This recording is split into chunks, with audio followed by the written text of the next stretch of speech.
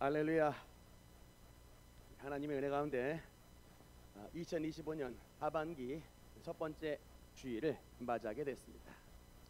우리 능력교회는 여러분 말씀을 드립니다만 성령운동의 센터라는 목표를 향해서 달려가고 있는 교회입니다. 그래서 우리 능력교회 모든 성도님들이 우리 하나님 안에서 하나님의 성령의 충만함을 받기 위해서 우리가 참 여러모로 노력을 하고 여러 가지 기도회를 우리 능력교회에서 진행을 하고 있는데, 특별히 지금은 우리 40일 여리고 기도회를 진행하고 있습니다. 우리가 지난 금요일 날에는 1시간 동안 무엇을 했냐면, 이번에는 주기도문 1시간 이제 외우기 1시간 주기도문 기도를 했었는데, 우리 이제 교인들뿐만 아니라 외부 교인들도 함께 참여하셔가지고 평소에 한 번도 못 해봤던 100번 주기도문 암송을 했어요. 여러분, 그러니까 이렇게 한번 나오셔야 사도신경도 한번 100번 외워보고 주기도문도 한번 100번 외워보는, 그러니까 평소에는 정말 잘 할 수 없는 거를 이럴 때 한번 해보는 것입니다. 특별훈련이거든요. 근데 여러분, 그때에 우리 교인들뿐만 아니라 외부의 성도님들도 우리 교회에 지금 간혹 오시고 있는데, 같이 참여하신 그 성도님의 이제 소감에 의하면 세상에 요새 이런 교회가 다 있냐 그러면서 자기 정말 신앙생활 헛되이 한 것 같다고, 너무나 은혜를 받았다, 너무나 감동적이다, 참 우리 교회 성도들보다 더 뜨거운 반응을 외부 교인들이 하셨습니다. 그래서 이 주기도문 역시 우리 예수님께서 가르쳐준 기도기 때문에 정말 우리가 기도를 하면 할수록 은혜가 충만한 거예요. 그러니까 기도를 선포하면 할수록 은혜는 충만하게 받고 우리에게 있었던 사악한 귀신의 세력들은 떠나가고 문제가 해결되고 하나님의 영광이 임하는 그런 놀라운 체험들을 하게 되는 것입니다. 그래서 그 주기도문을 외울 때 지난주에도 역시 우리 교회 여러 성도님들이 영적인 체험을 했습니다. 뭐 우리 어떤 성도님들은 막 영광의 구름이 막 덮여가지고 성도님 가운데 영광의 구름이 막 덮이시는 분도 있었고, 어떤 성도님은 또 갑자기 기름병의 뚜껑이 탁 열려가지고 하나님의 기름 부으심의 은혜를 체험하는 그런 분도 계셨고, 제가 지난번 주기도문을 외울 때에 이 앞에서 외웠는데, 저는 영안에 열렸을 때 뭘 봤냐면요, 갑자기 비행기의 터보 엔진이 제일 먼저 보이더라고요. 그러더니 이게 각도가 쫙 틀어지면서 이게 드디어 비행기가 하늘로 이제 비상을 하는, 떠오르는, 이제 드디어 우리 교회가 비상하는 시국을 맞이했구나. 우리 능력교회가 그야말로 은혜 받을 만한 때요, 하나님의 놀라운 축복을 받을 만한 때인 것을 믿으시기 바라는 것입니다. 이 은혜의 때에 우리 성도님들 정말 열심히, 많은 성도님들 은혜 자리에 동참하셔서 함께 주님의 은혜 받고 함께 하나님의 무장된 군사로 쓰임을 받는 그런 복된 성도가 되시기를 주님 이름으로 축원합니다. 우리 옆에 분과 함께 인사하면서 말씀 나누겠습니다. 믿음의 승리자가 됩시다.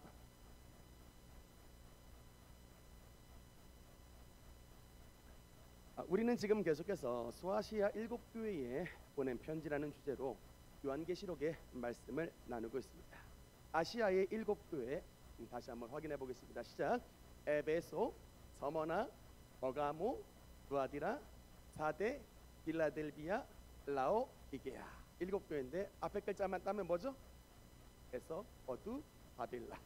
에서, 버두, 사빌라. 7글자인데, 네, 우리가 지난 시간에 나눴던 교회가 무슨 교회일까요? 한 주 만에 잊어버리셨죠? 감사합니다. 네, 버가모 교회인데, 이 버가모 교회는 잠깐만 복습을 하면 황제 숭배로 매우 유명한 도시였는데, 그 버가모 교회 담임 목사님의 이름이 안디바 목사님이셨는데, 이 안디바가 황제 숭배를, 가장 뛰어난 도시에서 황제 숭배를 거절하는 것 때문에 결국에는 로마 정부에 의해서 이 순교의 희생의 제물이 되신 그런 특별한 교회였습니다. 그런데 그 목사님의 위대한 신앙의 전통을 따르지 않고 그 버가모 교회 일부 성도들이 니골라당의 교훈을 받아 우상의 제물을 먹고 또 우상 신전에 있었던 여러 신전 창기들과 음행을 하는 이런 죄를 저질렀기 때문에 또 말미암아 우리 주님께 꾸지람을 들었다. 이것이 바로 이 버가모 교회의 내용이었습니다.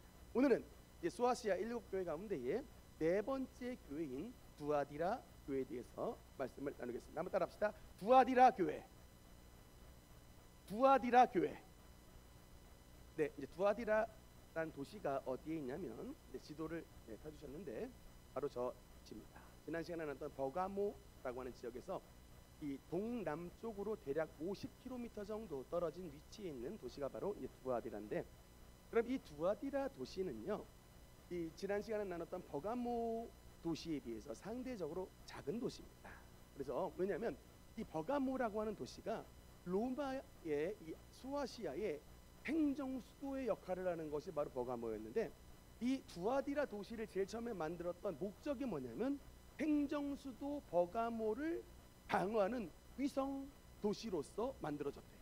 그래가지고 도시의 건설의 목적이 버가모를 보호하기 위한 위성 방어 도시로서 만들어졌기 때문에 이 도시의 역점 사업이 뭘까? 여러분, 이 도시 두아디라 도시의 가장 잘 나갔던 역점 사업이 뭐냐면 바로 군수물자 도시예요. 각종 병기, 각종 갑옷, 여러 무기들을 만드는 가장 최고의 도시가 바로 두아디라인데, 그래서 여러분 메이드 인 두아디라 그러면 최고의 갑옷이야. 메이드 인 두아디라 그러면 최고의 무기예요. 그래서 여러분, 근데 놀랍게도 두아디라 도시에 두아디라 교회에 나타나신 예수 그리스도의 모습을 보니까 이런 모습을 하고 있습니다. 18절 말씀해 보니까 한번 같이 읽겠습니다. 시작. 두아디라 교회의 사자에게 편지하라.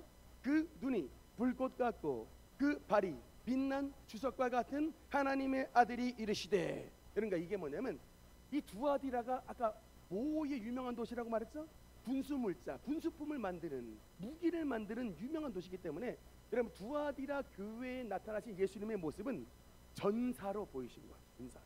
그래서 27절의 말씀에 보면 그가 철장을 가지고 그들을 다스려 질그릇을 깨뜨리는 것 같이, 예수님의 모습이 철장을 든 모습, 발에는 빛난 주석, 철제 신발을 신고 눈에는 빛난 불꽃 같은 원수를 막 이글이글하게 막 바라보고 있는, 또 철장, 철제 검 이게 막대기를 들고 있는 전사의 모습으로서 예수님께서 두아디라 모습에 나타나신 것은 어떤 의미가 있을까?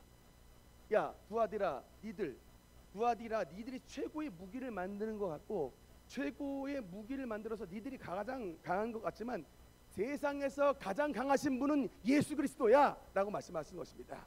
세상에서 가장 강한 무기는 우리 주 예수님의 무기라고 이 두아디라 교인들에게 말씀하시고 있는 것입니다.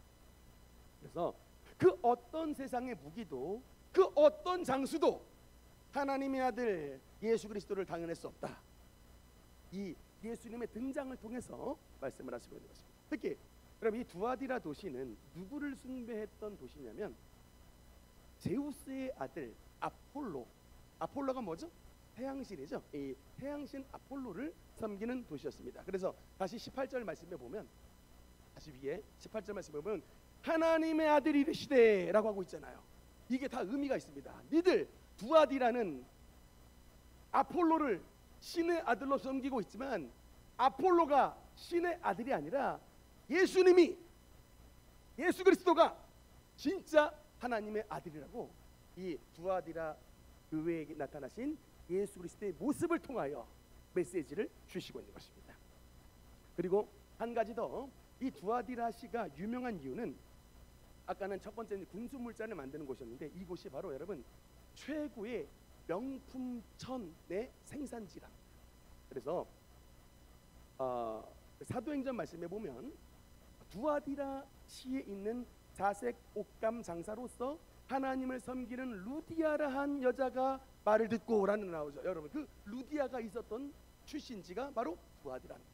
근데 루디아가 자색 옷감 장사인데, 여러분 자색은요 지난번에도 말씀을 드렸지만 아무나 입는 옷 색깔이 아니에요. 자색은 왜냐하면 왕족들, 귀족들만 입는 옷이 자색 옷인데 그 옷감에 나오는 이 색소가 조개에서 아주 극소량이 나온답니다. 그 극소량이 나오는 그 이제 색소를 가지고 자주색 옷을 입기 때문에 아무나 근데 그 옷을 입을 수가 없고 왕족과 귀족과 같은 사람들만 입는 옷이 바로 자색이었는데, 오늘날로 말하면 이제 이탈리아인 밀라노 같은 도시가 바로 이 두아디라 도시입니다. 그런데 이렇게 군수물자를 만들고 좋은 이 천들을 명품 천의 생산지가 바로 두아디라인데, 이 도시 역시 뭐가 있냐면 최초의 상인조합이 만들어진 길드 들어보셨죠?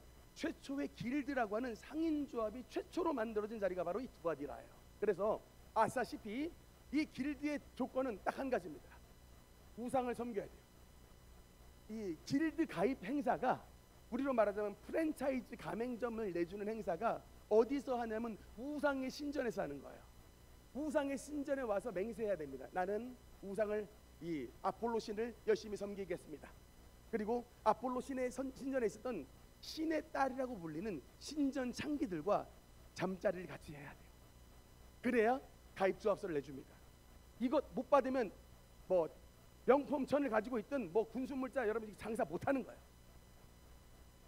그 정도로 이제 풍요를 누리려면, 물질적인 풍요를 누리려면 하나님을 배반해야 되는 이제 그런 어려움에 처했던 지역이 바로 두아디라 도시인데, 그 두아디라 교회가 바로 이 두아디라 시에 있었던 그런 교회입니다. 그래서 정지순례 갔다 오시면 두아디라 이 터전을 보게 되는데, 지금은 저렇게 폐허가 됐어요.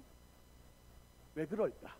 왜 두아디라 교회의 터전이 저렇게 왜 엉망진창 폐허가 됐을까를 봤더니, 여러분 예전에는 한때 소아시아의 7교회가 있었던 자리가 기독교 본산지 센터 역할을 했는데, 이후에 저 자리에 누가 침입을 해 들어왔죠?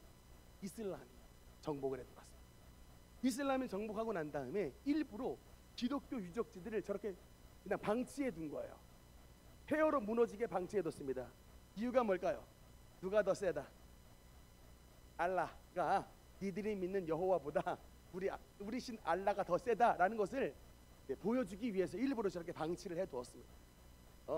여러분 성경에 보면 주님께서 촛대를 옮기리라 라는 단어가 있는데, 그게 굉장히 무서운 말씀이에요. 그 교회에 있는 이 교회를 뽑아버리시겠다는 말씀인데, 여러분 촛대를 옮기면 그 다음에 일은 바로 폐허가 됩니다.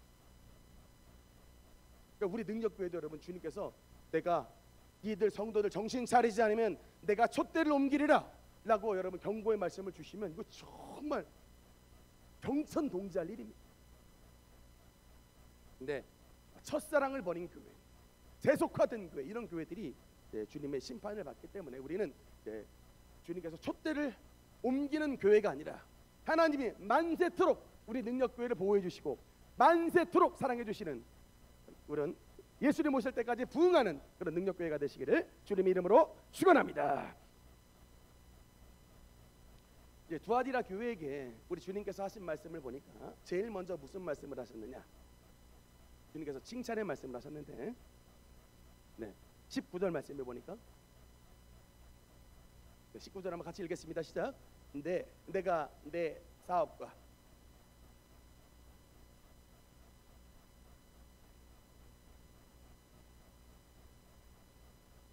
그러고 보니까 여러분 제가 이제 도표를 하나 만들어 놨는데, 주님께서 아시아의 7교회에게 주신 편지를 보면 주님의 5가지 패턴이 있어요. 동일한 패턴이 있습니다. 7교회에게 예수님께서 똑같은 5가지의 패턴으로 등장을 하시는데, 제일 처음에 뭐냐면 예수님께서 등장을 하세요. 그 교회에, 이 두아디라 같은 교회는 주님께서 빛난 주석의 발로 불꽃 같은 눈으로 나타나신 예수님이 일단 등장하시고, 그 등장하신 예수님이 두 번째 뭐 하시느냐? 그 교회에 잘한 것을 칭찬하십니다. 세 번째, 그 교회에 잘못한 것을 책망하십니다. 그 다음에 잘못한 것을 책망하시면서 주님께서 네 번째 뭐 하세요? 회개를 촉구하세요. 회개하라. 회개를 촉구하십니다. 그 다음에 그 회개를 촉구해서 그 말씀을 따르는, 그러니까 잘한 것은 유지하고 잘못한 것은 고쳐서 하나님의 길로 간 그 승리자에게 주님께서 약속과 주님께서 영광을 나타내 주십니다. 그것이 바로 5가지 패턴이에요. 예수님의 등장, 잘한 것 칭찬, 잘못한 것 책망, 회개 촉구, 5번째 승리자의 약속. 이것이 바로 아시아의 7교회에 주님께서 주신 편지의 5가지 동일한 패턴인 것입니다. 여러분, 이것은 뭐냐면 그냥 아시아의 7교회에게만 주신 것이 아니라 신앙생활을 하고 있는 저와 여러분에게도 예수님께서 동일한 패턴으로 역사하신다는 거예요. 그러니까 우리에게 주님께서 나타나 말씀을 하십니다. 그러면 주님께서 뭐라고 말씀하시느냐? 지금 우리가 잘하는 것을 칭찬해 주세요. 야, 너 주일 성수 한 번도 안 빠지고 잘했구나. 너 11조 빠뜨리지 않고 열심히 잘했구나. 너 남들이 봉사 안 할 때 오른손이 하는 것을 왼손이 모르게 열심히 봉사하는구나. 내가 너의 인내와 너의 모든 봉사를 안다. 주님이 칭찬을 해주십니다. 근데 두 번째, 그런데 주님께서 칭찬만 하시는 것이 아니라 책망도 하시죠. 야, 너 중직자가 돼가지고 평신도보다 신앙생활 그래서 되겠냐? 주님께서 잘못한 것들을 지적을 하시는 거예요. 그래서 야, 네가 중직자인데 네가 열심히 기도해야 평신도들이 너를 본받아서 더 열심히 신앙생활 할 것 아니냐라고 주님께서 책망을 하십니다. 그리고 회개를 촉구하는 거예요. 돌이켜 열심히 신앙생활하라. 주일 성수하라. 열심히 주님 앞에 시간도 드리고 물질 들여서 하늘의 보험을 쌓아두라. 주님께서 말씀하시는 거예요. 회개를 촉구합니다. 그 다음에 마지막 말씀은 뭐냐? 그렇게 회개하여 돌이킨 자들에게 하나님께서 영광의 약속을 주십니다. 생명나무의 열매를 먹게 하리라. 둘째 사망의 해를 받지 아니하리라. 만국을 다스리는 권세를 주리라. 오늘의 말씀을 보면 새벽별을 주리라. 이게 예수님이 약속을 주신다. 여러분, 신앙생활은 뭐냐? 한마디로 말하면 예수님의 상급을 받기 위해 하는 거예요. 상 주시는 이심을 믿어야 할지니라. 우리 부모님이 주지 못한, 우리 목사님이 주지 못한, 우리의 어르신들이 주지 못한 상급을 우리 예수님께서 저와 여러분에게 주신다는 것을 기억하고 주님이 오시는 그날까지 믿음으로 승리하시는 여러분 되시기를 주님 이름으로 축원합니다. 특히 여러분, 이 말씀의 원리를 보면 우리 한국 사람들이 좀 고쳐야 될 특징이 있어요. 우리 한국 사람들은 성격이 급합니다. 그래서 일단 이 주님의 원리를 안 따라가고 뭐부터 하느냐면 화부터 내. 좋은 말을 이게 고쳐줄래도 예수님이 스탠바이 하시잖아요. 스탠바이. 예수님이 나타나셔가지고 바로 책망 안 날린다니까요. 스탠바이 하시잖아요. 내가 너의 인내와 너의 사랑과 너의 구제와 너의 이 사업을 열심히 하는 것을 내가 안다. 그래서 주님한테 일단 칭찬받아요. 그래서 주님께서 아신다는데 여러분. 근데 우리 한국 사람도 이렇게 너가 열심히 하고 너가 참 애쓰는 거 내가 알아. 참 감사해. 그런데 이거는 좀 고쳐줬으면 좋겠어 라고 하면은 이게 마음속에 화도 나지 않으면서 이렇게 잘 고칠 수 있는데 한국 사람 대부분이 뭐 어때요?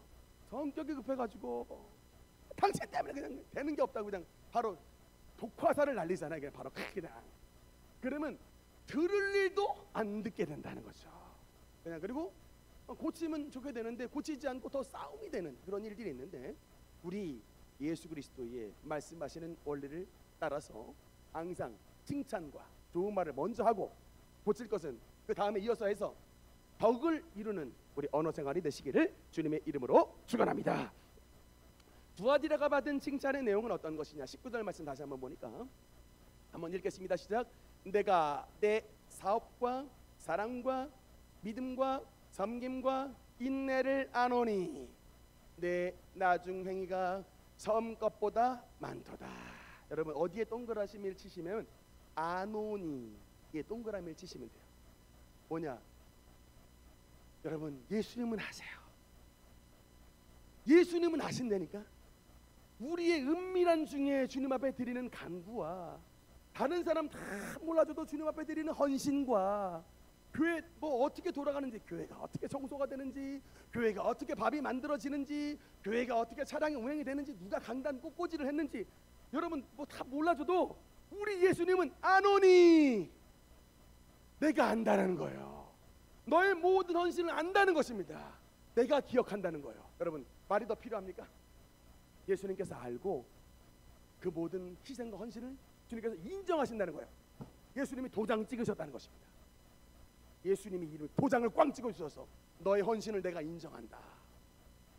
저는 우리 능력교회 권속들이 주님 앞에 섰을 때에 우리 두아디라 교회처럼 내가 너의 사업과 사랑과 믿음과 섬김과 너의 인내를 안다 라고 칭찬받는 여러분 되시기를 주님 이름으로 축원합니다.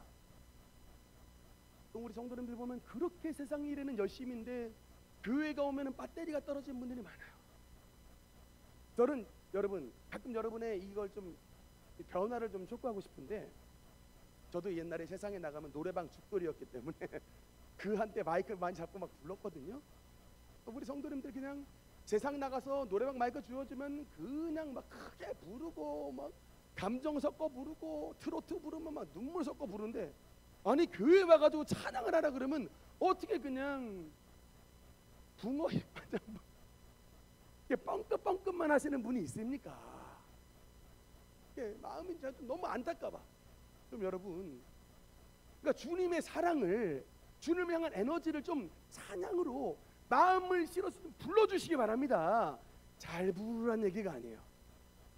요새 말로 말하면 소울을 담아, 영혼을 담아 감사를 드리고, 또 여러분 또 뭐 고난 찬양할 때는 우리의 고난을 주님 앞에 토로하며 왜 나만 겪는 고난이냐고 원망하지 마시고 하면서 우리의 고난을 주님 앞에 탁 맡기는 좀 찬양도 드리고, 막 송축해 내용은 찬송 부를 때는 우리의 찬송이 막 천국에 닿을 정도로 막 확 올라가는 찬송 부르면 여러분 예배 분위기가 달라진다니까요.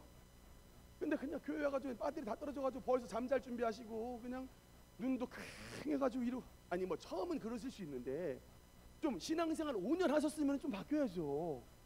안 그렇습니까? 여러분, 근데 이 두아디라 교회는 내가 내 사업과 그랬죠?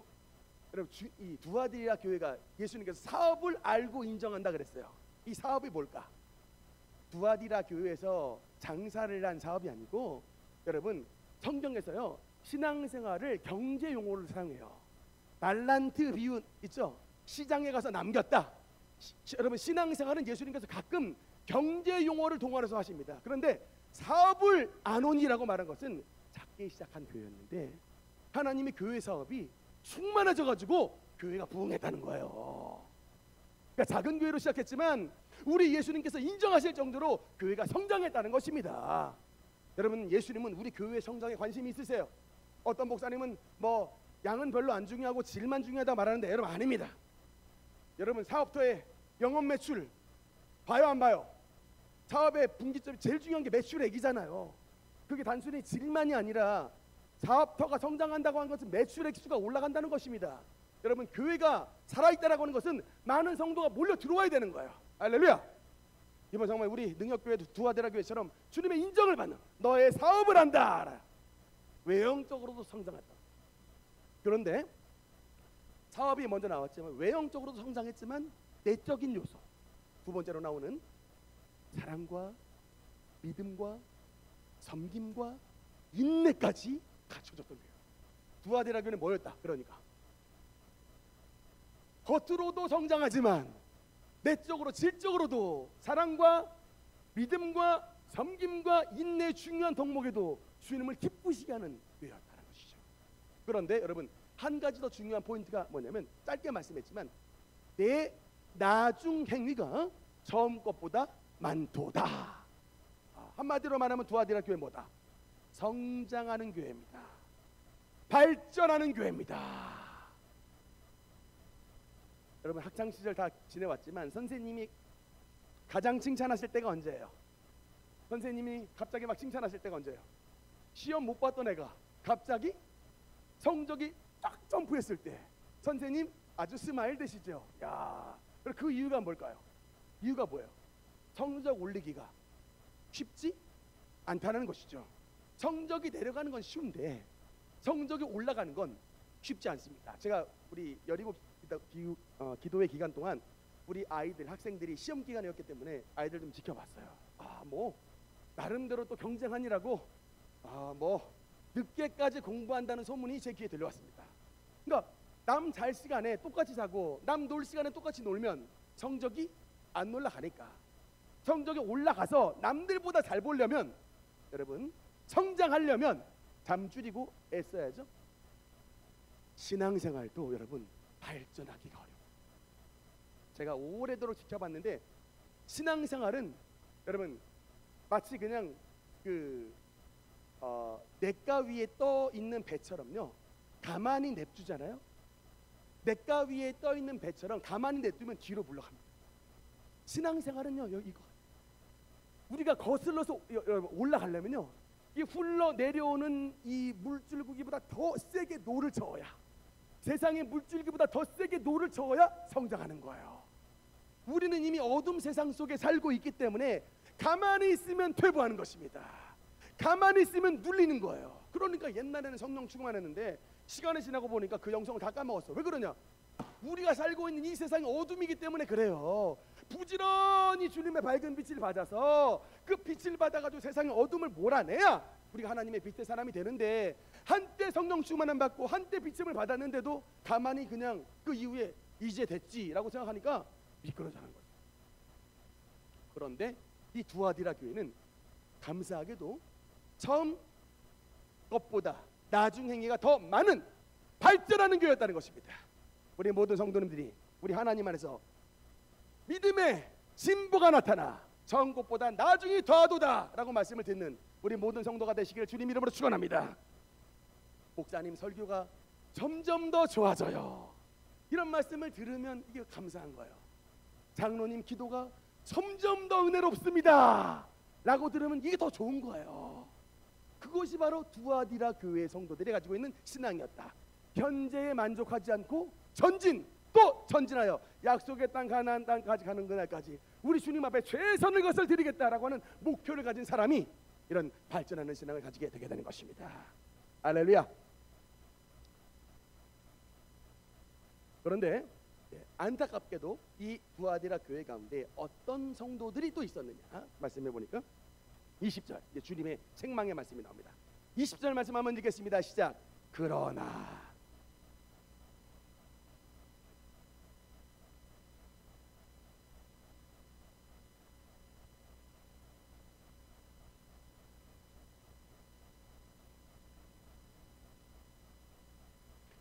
이 교회 두아디라 발전하는 교회 안에 이세벨이라고 하는 여자가 침투에 들어왔는데, 자칭 선지자라는 표현을 봤을 때에 아마도 당시의 사도들이나 교회에게 제대로 인준되지 않고 소위 그냥 뭐 갑자기 그냥 은혜 받았다 그래가지고 막 예언 선포하고 갑자기 은혜 받았다 그래가지고 막 기도원 차려가지고 막 난리굿밤 펼쳐지는 그런 사람이 교회 안으로까지 들어왔던 것 같습니다. 그런데 문제는 뭐냐면요, 이 여자 이세벨을 내가 용납하느니 그가 내 종들을 가르쳐 꿰어 행음하게 했다라는 거예요.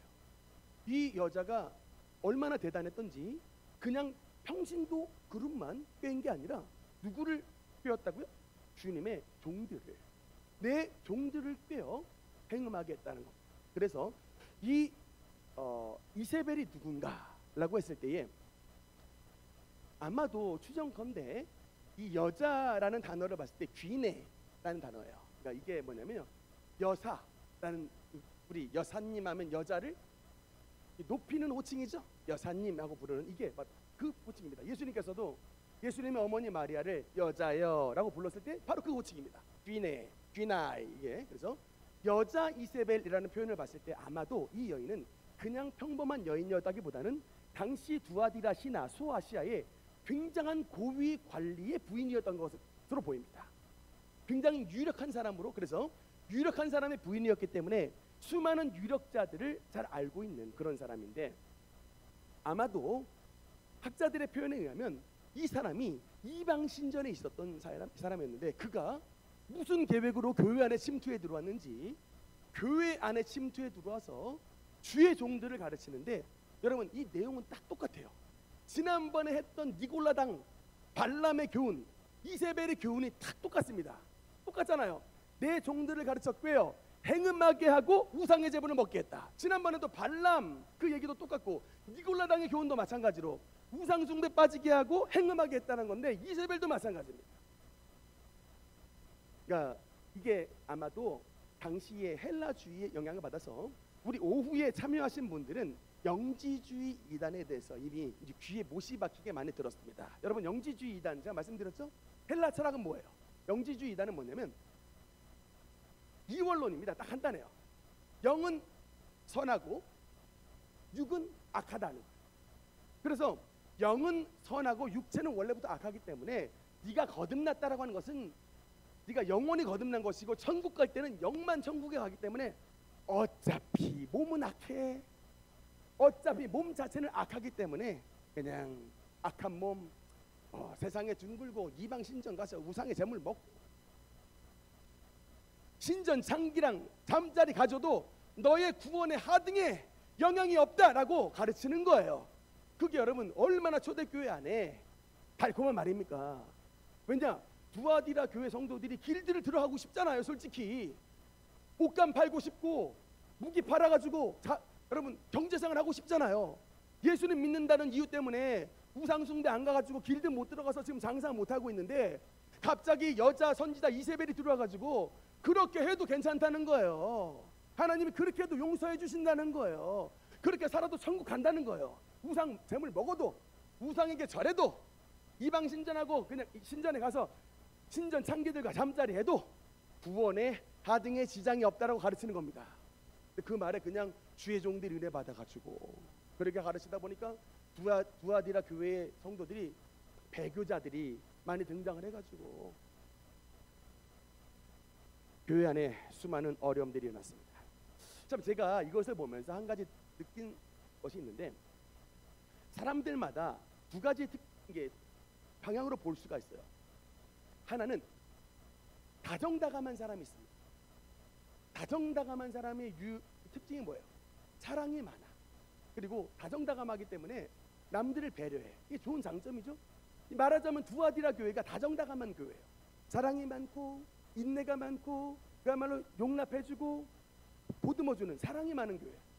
근데 여러분 반대로 좀 냉철한 사람이 있어요. 냉철하고 딱딱 장 끌고 쓴소리 잘하고 이게 곁을 잘 안 주는 사람들이십니다. 교회로 말하자면 에베소 교회가 그런 류예요.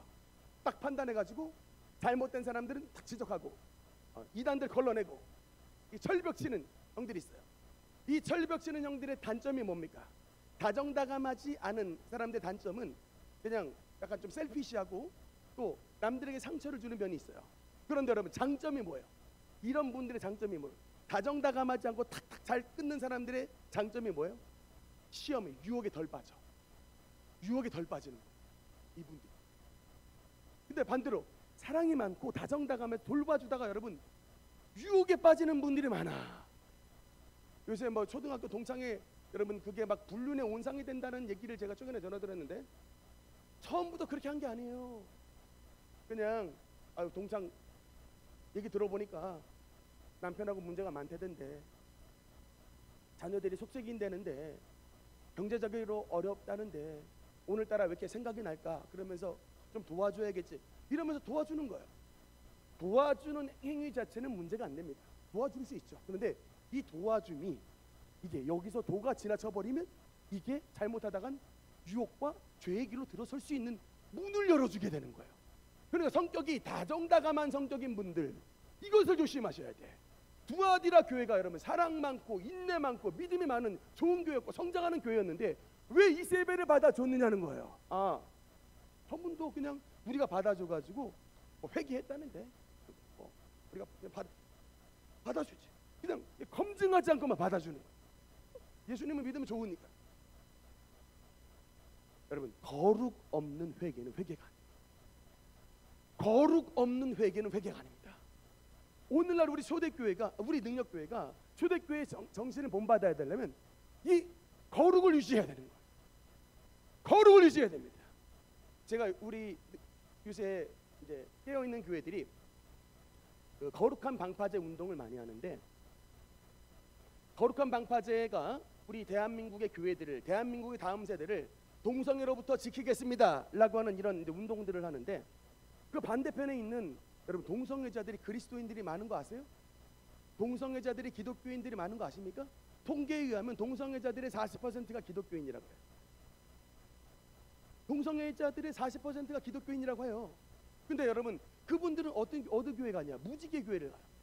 무지개 향림교회. 동성애자들을 받아주는 교회가 있습니다. 받아줘요. 근데 여러분 동성애자들 받아주는 교회 좋아요. 동성애자들 받아주는 교회가 있는데 그 교회의 가르침이 뭔지 아십니까? 하나님은 당신을 있는 모습 그대로 사랑하신다는 거예요. 그래서 그냥 그대로 오라는 거예요. 동성애 괜찮으니까 너 자체를 사랑하시니까 너 자체를 사랑하시니까 그대로 들어오라는 거예요. 이게 바로 초대교회의 이 두아디라 교회를 어지럽혔던 이세벨의 교훈이에요. 이세벨의 교훈이에요.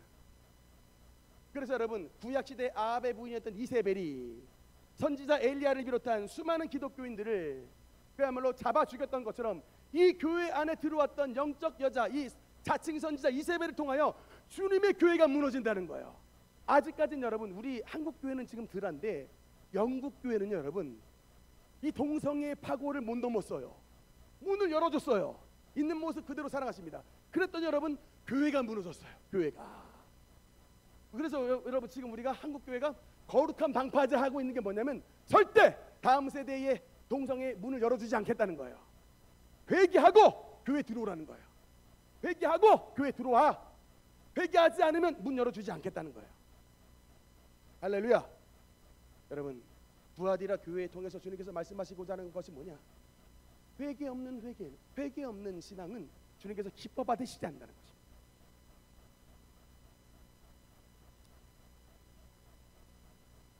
네, 21절 말씀해 보니까 그런데 하나님께서 참 어떤 분이신지 이것을 통해서 말씀합니다. 21절 읽겠습니다. 시작. 또 내가 그에게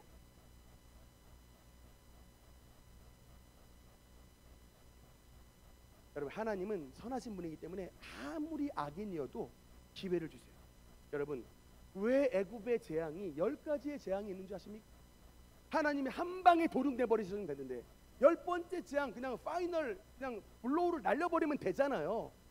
한 방에 그냥 없애버리면 되는 그 완악한 바로라 할지라도 9가지의 재앙을 통하여서 네가 하나님 앞에 굴복하고 너의 아들의 죽음을 면하라는 거예요.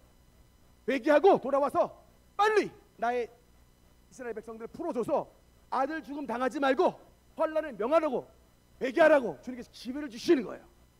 가룟 유다에게도 여러분, 예수님이 그를 팔 때도 마지막 최후의 만찬에서 여러 번 기회를 줬어요. 나와 함께 떡에 그릇에 손을 넣는 자가 바로 그니라. 유다가 같이 넣었잖아요. 예수님하고 손하고 같이 넣었잖아요. 예수님이 무엇입니까?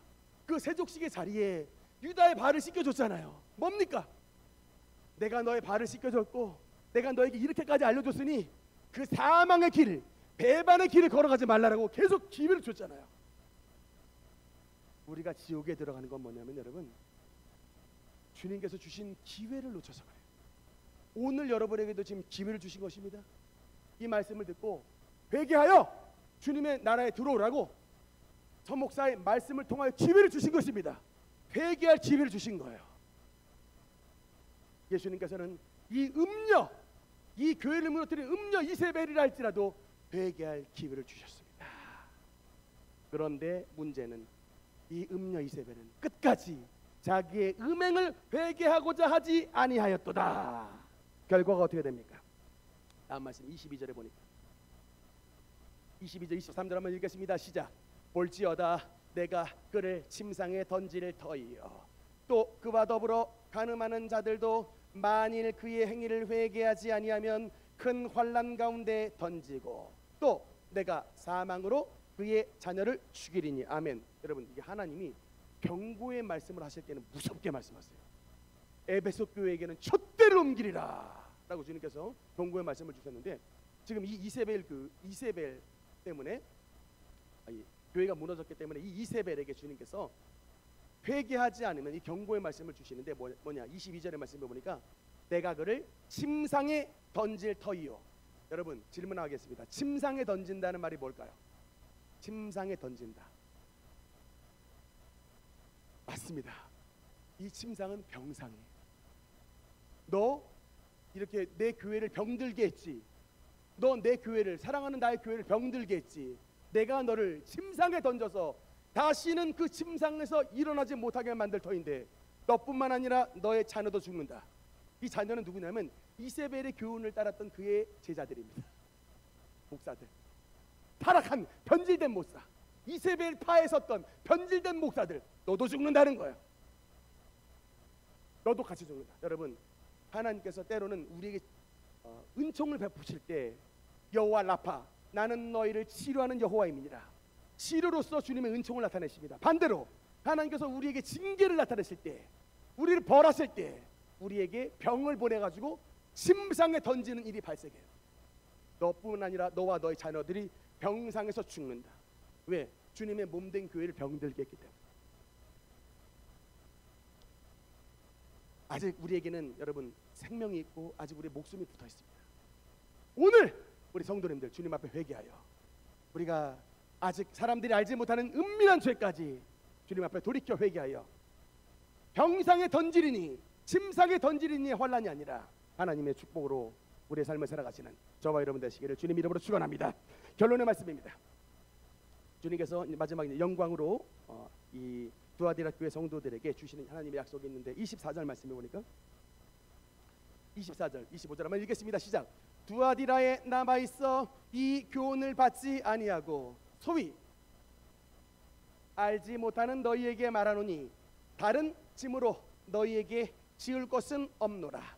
다만 너희에게 있는 것을 내가 올 때까지 굳게 잡으라. 아멘. 따라합시다. 굳게 잡으라. 굳게 잡으라. 여러분 예수님께서 우리 교회에게 명하시는 게 이거예요. 굳게 잡으라는 겁니다. 우리 능력교회는 기도하는 교회고 성령운동하는 교회잖아요. 사실 작년에 40일 여리고 기도했을 때 시험이 많았어요. 이상하게 기도회를 진행했더니 교회를 이탈하는 분들이 많아. 시험에 드는 분들이 많아. 그럼 당장 그래서 40일 여리고 기도회를 끝나고 나서 마음속에 막 근심이 밀려오는 거예요. 아, 이거 여리고 기도회를 해야 되는가 말아야 되는가. 이 기도는 분명히 주님의 뜻인데 어떻게 해야 되는가. 참 많은 고민의 시간을 가졌습니다. 근데 여러분 제가 이 계시록의 말씀을 보고 깨달았어요. 굳게 잡으라. 이것이 바로 시험이구나. 우리가 하나님이 기뻐하시는 교회로 성장하기 위한 영적인 테스트구나. 그래, 어려움을 당했을 때 끝까지 기도해야 우리 하나님이 기뻐하시는 교회로 성장하는구나 라고 생각하고 이제 굳게 잡으라의 믿음을 가지고 다시금 제2차 40일 여리고 기도를 또 열었던 것입니다. 그랬더니 정말 은혜가 충만하더라고요. 우리 성도 여러분, 다른 거 아닙니다. 예수님께서 여러분에게 다른 무거운 짐을 주시길 원하시잖아요. 딱 이겁니다. 지금 신앙 잘하는 거 그거 그대로 붙잡으라는 거예요. 지금 말씀 잘 지키고 11조 생활 잘하고 주일 성수 잘하고 기도 생활 잘하는 이것을 주님이 오시는 그날까지 붙잡아서 믿음의 탈락자가 되지 말라는 겁니다. 새로운 직장을 얻어도 자녀가 태어나도 군대에 가도 환경이 변해도 시집을 가도 우리 많은 사람들은 환경이 변하면 신앙이 변하죠. 그렇게 신앙 좋았던 분이 시집 가고 나면 신앙 나빠지는 분 많아요.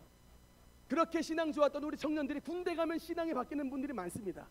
예수님께서 이 한 가지를 말씀한 거예요. 다른 거 요구하지 않는다. 내가 올 때까지 이 신앙을 굳게 잡아라. 환경이 변해도 이 신앙을 굳게 잡으면 내가 너를 끝까지 굳게 지켜주리라. 주님은 말씀하시고 있는 것입니다. 마지막 주님께서 이 두아디라 교회에게 나타나신 주님의 영광의 약속 보겠습니다. 네, 26절 말씀. 26절 한번 같이 26절만 읽겠습니다. 시작. 이기는 자와 끝까지 내 일을 지키는 그에게 만국을 다스리는 권세를 주리니. 아멘. 그다음 28절 읽겠습니다. 시작. 내가 또 그에게 새벽별을 주리라. 우리 예수님이 이 두아디라 교회를 사랑하셨나 봐. 상이 많아요. 여러분, 예수님께서 이 두아디라 교회 끝까지 신앙을 지킨 이기는 자, 그리고 끝까지 변절하지 않는 믿음을 가진 자에게 주님께서 무슨 권세를 주신다고요? 세상에 만국을 다스리는 권세를 주시겠다. 근데 그 권세는 보충 설명하면 27절에 보니까 철장 권세여서 질그릇을 확 깨뜨리는 그런 철장처럼 너가 나중에 재림하시는 예수님과 함께 부활하고 재림하여 이 땅의 모든 악인을 심판하는 권세, 그리고 여러 고을을 다스리는 통치권, 그게 문화잖아요. 통치권의 은혜를 주님의 모든 성도에게 주시겠다는 것. 이기는 자, 끝까지 주님의 말씀을 지키는 자, 그리고 그에게 새벽별을 주리라. 새벽별이 누구십니까? 예수님이죠. 근데 왜 새벽별을, 예수님을 왜 새벽별로 표현했냐면 새벽별이 여러분 언제 떠요? 가장 짙은 어둠이 물러가고 동이틀 무렵에 새벽별이 떠요. 여러분 뭐냐? 예수 그리스도의 은혜로 말미암아 주님의 새벽별 되신 은혜로 우리에게 있었던 모든 짙은 어둠이 물러가고 예수 그리스도의 새 은혜, 새 시대가 도래하는 그런 축복을 누리게 된다는 것입니다. 세상 가운데서도 눌리지 않고 하나님의 축복과 은혜를 다스리는, 만국을 다스리는 통치의 은혜를 주신다는 것입니다. 마지막 간증 말씀 하나 드리겠습니다. 그럼 사진 한번 볼까요? 미국 다녀오신 분. 네, 다음 사진 하나. 예, 칙필레 햄버거 혹시 드셔보셨습니까? 칙필레. 미국 다녀오신 분. 칙필레. 우리나라에 매장이 없어요. 그래서 저도 미국에 갔는데 이 칙필레를 못 먹었는데 알고 보니까 이 칙필레가 얼마나 대단한 회사인지, 미국의 그 프랜차이즈 요식업 회사들 있죠. 가운데 이 칙필레보다 앞선 게 딱 두 개밖에 없어요. 하나가 스타벅스, 두 번째가 맥도날드, 넘버 3가 칙필레. 예, 시총 전체 매출액이 엄청난 대단한 회사입니다. 그래서 이 칙필레가 미국의 젊은이들이 가장 취업하기를 원하는 그런 이제 매장인데, 미국에 무려 2,400개의 매장이 있고 종업원이 무려 10만 명입니다. 1년의 매출 얼마일까요? 12조의 매출을 올리는 기업인데, 창업자 아까 얼굴 잠깐 나왔지만 트루앳 캐시라는 분입니다. 지금 이제 얼마 전에 돌아가셨어요. 트루앳 캐시라는 분인데, 이분이요 조지아 주의 아주 작은 가난한 집에서 태어난 분인데 모든 것이 부족했지만 이분이 정말 뭐냐면 한 가지의 목표를 가지고 기업을 시작했어요. 하나님 제일주의의 기업을 만들겠습니다로 시작했던 게 칙필레예요. 이 기업입니다. 그래서 1946년도에 이제 형제분들과 함께 식당을 제일 처음에 이제 오픈을 했는데, 이 아이디어가 당시에 이 뼈 없는 이 닭이 원래 뼈가 있잖아요. 근데 뼈 없는 이 닭 살코기만 발라내가지고 이게 패티를 만들어가지고 치킨 햄버거 레스토랑을 처음으로 출시해가지고 했는데 맛이 하여튼 어마어마하게 좋대요. 미국 사람들 입맛을 그냥 다 사로잡아 버렸어요. 그래서 1967년도 조지아주에서 첫 번째 가게를 시작으로 매장을 냈는데 지금 무려 2,400개의 매장이 있습니다. 근데 현재 지금 미주 전역에 다 자리 잡았고 조만간 우리나라에도 들어올 수 있다라는 소식이 전해졌어요. 이게 쉑쉑버거처럼 이제 들어올 수 있다, 네, 이런 얘기가 있습니다. 근데 이 매장, 칙필레 매장의 특징이 뭐냐? 주일날 문을 안 열어요. 주일날 문을 안 열어. 주일날 전부 교회 가라는 거야. 그 정신으로 창업한 것이 트루앳 캐시 회장이에요. 주일에는 전 직원들이 교회를 다 보냅니다. 그리고 회장님이 교회를 가세요. 그래서 그의 삶의 첫 번째 우선순위가 그야말로 하나님 제일주의야. 두 번째가 가족, 세 번째가 일, 이렇게 해서 이분의 이제 캐치프레이즈가 된 말씀이 잠언 22장 말씀인데 이 말씀이랍니다. 많은 재물보다 명예를 택할 것이요 은이나 금보다 주님의 은총을 택할 것이니라. 제가 보니까 주일날 문을 열면요 1년 연간 1조 원의 매출이 더 는대요. 주일날 문을 열면 12조인데 13조가 된답니다. 여러분 같으면 주일날 문 열어가지고 13조를 되게 하겠어요, 쉬겠어요? 솔직히 오픈하기 쉽겠죠? 근데 문을 굳고 안 열어. 특히 여러분 이게 남침내 교단 출신이시기 때문에 주일 성수가 매우 철저해요. 그래서 여러분 이게 어떤 농담이 있냐면 주일 예배 마치고 칙필레 햄버거 먹는 게 나의 소원입니다. 근데 문을 안 열어. 주일 예배 마치고 칙필레 햄버거 먹으러 가려고 그러는데 문을 안 여는 거예요. 그러니까 맨날 맥도날드만 먹을 수밖에 없어요. 그럼에도 불구하고 안 여는 거예요. 왜냐? 6일 동안 여호와께서 나의 모든 사업을 운행해 주시면 7일 동안 햄버거 매장 파는 애들보다 우리가 더 장사 잘할 수 있습니다. 하나님은 우리와 함께 하십니다.로 나갔는데 놀랍게도 미국의 신기록을 세웠는데 1949년도에 매장을 오픈한 이래 한 번도 매출이 전년보다 준 적이 없대요. 기네스북. 매출이 한 번도 내려간 적이 없다. 49년보다는 50년이 잘하고 50년보다 51년이 잘하고 쭉쭉. 이게 그뿐만 아니라 이 받은 이 은혜를 막 젊은이들을 위한 여러 가지 막 기업 스포츠 활동을 지원하고 특히 종업원들 가운데 대학 공부 못하신 분, 세상에 이 회장님이 트루시의 회장님이 35년 동안 2,300만 달러의 돈을 지원했다. 이게 도대체 얼마인가 봤더니 한 사람당 3천만 원의 돈을 지원해서 대학 공부하도록 지원해줘. 이런 위대한 분들이 많다니까. 그리고 버려진 아이들 돌봐주는 지역 아동 돌봄센터 또 수십 개 운영해가지고 고아들 돌보게 만드시고, 이게 바로 이 햄버거를 통하여, 이 프랜차이즈를 통하여 이 나에게 물질을 주신 하나님의 뜻이라고 믿은 거예요. 이 땅 가운데 하나님의 뜻을 세우겠습니다. 이것이 바로 하나님 제일주의입니다. 이것으로 운영했던 거예요. 그래서 미국 사회에서 가장 존경하는 CEO 중에 하나가 됐고 가장 부자로 올라갔는데, 이게 2018년도에 이게 칙필레의 이게 신청을, 프랜차이즈 신청을 사람들이 얼마나 냈냐면 2만 명의 신청을 냈대요. 왜냐하면 가맹비가 딱 1만 달러밖에 안 돼요. 가맹비가 1만 달러고 나머지는 다 지원해, 회사 지원해줘요. 그래서 이제 수익금 가져가지만, 근데 2만 명이 지원을 했는데 딱 80명만, 80개 가게만 내준답니다. 근데 그 가게를 뽑는 수칙 기준이 뭐냐? 일단 주일날 교회 갈 것, 사인해. 주일날 교회 갈 것 사인 안 하면 이거 여기 못, 가맹이 안 돼. 주일날 문 닫아야 되니까. 주일날 교회 갈 것. 그다음 두 번째는 하여튼 세상에서 가장 맛있는 햄버거를 만든다는 중심을 가지고 일한다. 하여튼 이런 몇 가지 수칙들이 있는데, 이 햄버거를 예수님한테 드릴 햄버거를 만들겠다라고 하는 이런 중심으로 종업원들을 일하게 만드니까 치필레, 이 최고의 크리스천 기업 중에 하나인 하나님의 축복받은 기업으로 만들어 주셨습니다.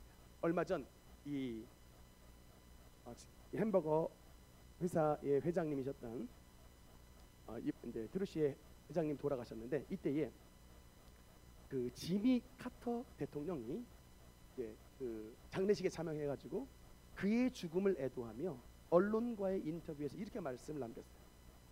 그의 삶의 모든 부분에 기독교인의 신념이 고스란히 스며 있었고, 그의 삶은 많은 사람들의 축복이었다. 돈 많은 부자였다가 아니라 그의 삶은 곧 많은 사람의 축복이었다. 저와 여러분의 삶이 마치 이 지미 카터 대통령의 말씀처럼 우리의 삶이 수많은 사람들에게 축복이었다, 이런 평가를 받는 우리 모든 성도님 되시기를 주님 이름으로 축원합니다. 주님께서 이기는 자에게 만국을 다스리는 권세를 주시고 새벽불을 주시겠다고 하셨사오니, 주님 앞에 가는 그날까지 믿음으로 승리하여 하나님 앞에 이기는 자로 인정받는 저와 여러분 되시기를 주님 이름으로 축원합니다. 기도하시겠습니다.